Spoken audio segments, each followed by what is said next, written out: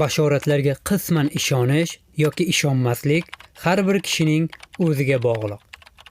Har bir inson o'z e'tiqodi, dunyoqarashiga qarab xulosa chiqaradi.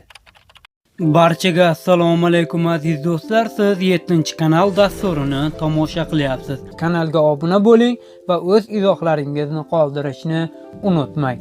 Bugungi mavzuimiz 2022-yilda 3 ta muchallarni kutilmagan taqdir o'zgarishi kutmoqda. Yo'lbars muchal yili hamma uchun omadli yil bo'lishini va'da qiladi.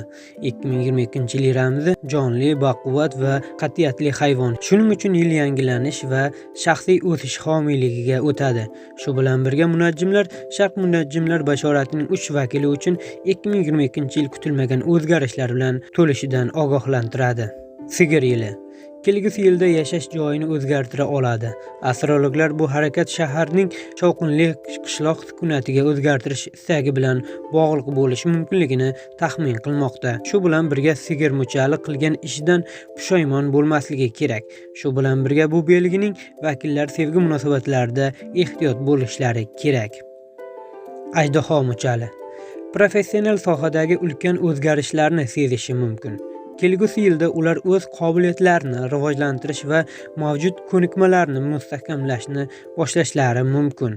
Munajjimlar hissiyotlarni nazoratda saqlashni qat'iy tavsiya qiladilar. Aks holda ular muvaffaqiyat sari yo'lni to'sib qo'yishi mumkin. It muchal yili ko'p yoqimli kutilmagan hodisalar va kutilmagan hodisalarga ega bo'lishi mumkin. Ushbu belgining vakillari sodir bo'layotgan o'zgarishlarga hayron bo'lishadi.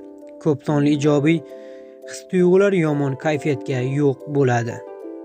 Shu bilan bugungi videorolikimiz tugadi. Keyingi videoroliklarda ko'rishguncha xayr aziz do'stlar, omon bo'ling.